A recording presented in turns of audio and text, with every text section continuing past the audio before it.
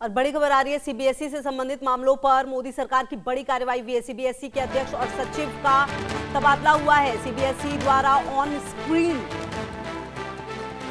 Marking यानी OSM खरीद की जांच होगी। जांच के लिए एक समिति का गठन किया गया है। सीबीएसई के अध्यक्ष और सचिव का तबादला हुआ है। ये बड़ी खबर आपको इस वक्त ही बता रहे हैं।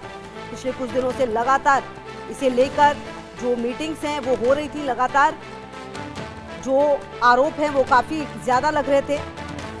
सीबीएसई से संबंधित मामलों पर मोदी सरकार की बड़ी कार्रवाई।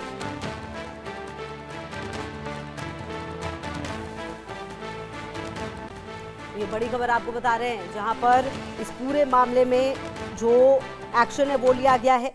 ओएसएम सेवाओं की खरीद और मूल्यांकन में गड़बड़ी की जांच के लिए सरकार द्वारा एक विशेष टीम समिति का गठन किया गया है। छात्रों की ओर से उत्तर पुस्तिकाओं के मूल्यांकन में विसंगतियों, स्कैन की गई कॉपी का धुंधला होना, गलत नंबर जुड़ने जैसी समस्याएं आई थी।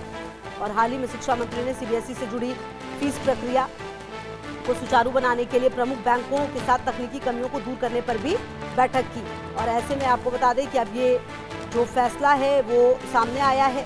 बहरहाल केंद्र सरकार की ये बड़ी कार्रवाई आप कह सकते हैं, जहां पर सीबीएसई के चेयरमैन और सचिव का तबादला हो गया है। जांच समिति बनाई गई है और बोर्ड में ऑन स्क्रीन मार्किंग यानी ओएसएम सेवाओं की खरीद प्रक्रिया की जांच के लिए एक जांच समिति का भी गठन किया गया है। पिछले कुछ समय से लगातार अनियमितताओं के दौर से सीबीएसई गुजर रहा है और ऐसे में ये एक्शन जो है अब ले लिया गया है। बताया जा रहा है गठित जांच समिति प्रोक्योरमेंट प्रोसेस टेंडर प्रक्रिया संबंधित कंपनियों की भूमिका की जांच होगी।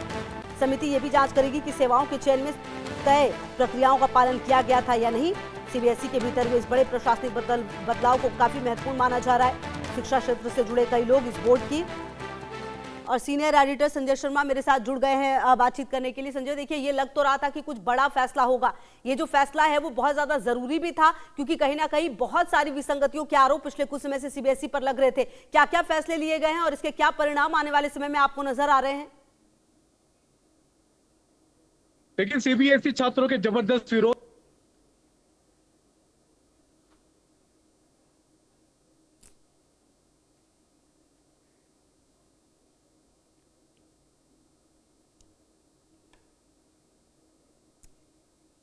चलिए हम दोबारा जुड़ने की कोशिश करेंगे, उनसे बातचीत करने की। फिलहाल आपको बता दें कि जो गठित जांच समिति है वो प्रोक्योरमेंट प्रोसेस टेंडर प्रक्रिया संबंधित कंपनियों की भूमिका की समीक्षा करेगी।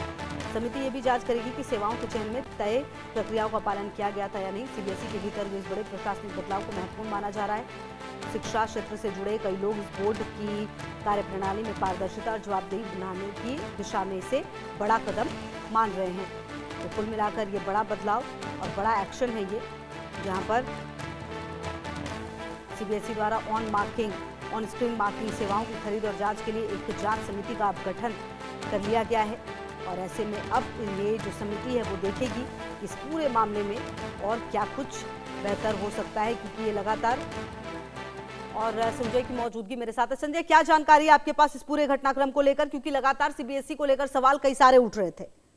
देखिए, सीबीएसई परीक्षा से छात्रों को बहुत नुकसान हुआ है। सबसे बड़ी संख्या में, इतनी बड़ी संख्या में पहली बार छात्रों ने रीचेकिंग के लिए अप्लाई किया और जो सीबीएसई ने इस बार जो ओएसएम प्रणाली जो अपनाई थी उस पर सवाल खड़े हो गए थे। लगातार सवालों के कटघरे में सरकार खड़ी थी। आज शिक्षा मंत्रालय की स्टैंडिंग कमेटी की बैठक भी थी पार्लियामेंट्री की, और उसमें जब सरकार पर जब सवाल खड़े हुए, सरकार जब कटघरे में खड़ी, सरकार से जब पूछा गया कि छात्रों को हुए नुकसान की भरपाई सरकार कैसे करेगी, उसके बाद सरकार ने तुरंत एक्शन लेते हुए सीबीएसई के चेयरमैन और सेक्रेटरी दोनों को उनके पदों से हटा दिया है, पदों से मुक्त कर दिया है। नई नियुक्ति सरकार बाद में करेगी, लेकिन इतना जरूरी कि सरकार की तरफ से पहली बार इतना सख्त कदम उठाया गया है कि जब सीबीएसई के चेयरमैन और सेक्रेटरी दोनों को बर्खास्त कर दिया है। बिल्कुल। और संजय, कहीं ना कहीं ये बहुत ज्यादा जरूरी भी था, क्योंकि जिस तरीके से आप बता रहे, बच्चों का गुस्सा, पेरेंट्स का गुस्सा जगह जगह पर ये नजर आ रहा था। और ऐसे में अब ये देखना होगा कि जो ये समिति बनाई गई है उसकी तरफ से रिपोर्ट क्या सामने आती है। बिल्कुल, ये जो शिक्षा मंत्रालय का जबरदस्त फेल्योर रहा है, इस पर अब सीधे की सीधे कमान ले ली हाथ में। प्रधानमंत्री ने खुद ने अपने हाथ में कमान ली और प्रधानमंत्री के निर्देश पर ये बड़ी कार्रवाई की गई है। जब सीबीएसई चेयरमैन और सेक्रेटरी दोनों को उनके पद से हटाया गया है, ये बड़ी कार्रवाई हुई है। प्रधानमंत्री नरेंद्र मोदी का के निर्देश पे ही कार्रवाई की गई है, क्योंकि जिसपे बड़ी संख्या में छात्रों का नुकसान हो रहा था, छात्रों के नुकसान की भरपाई कैसे होगी, सरकार को अब इस पर सोचना होगा। बिल्कुल। और ये जो सीबीएसई के चेयरमैन है राहुल सिंह और सचिव हिमांशु गुप्ता, इनको जो ट्रांसफर हुआ है इनकी जगह पर क्या किसी को लाया भी जा सकता है संजय? जल्दी इनकी जगह पर जल्दी नई नियुक्ति करेगी सरकार, क्योंकि ये दोनों पद ऐसे जो खाली नहीं रह सकते लंबे समय, तो इन पदों पर जल्दी ही नए चेहरे हमको देखने को मिलेंगे।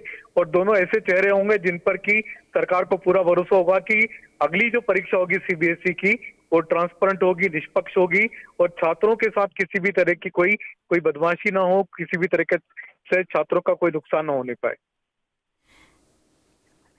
संजय बिल्कुल। और इस पूरे मामले में सबसे बड़ी बात यह भी है कि अगर आप देखें तो इस तरह के फैसले लेने जरूरी इसलिए भी हो रहे थे क्योंकि सवाल कई सारे उठने लगे थे सरकार पर।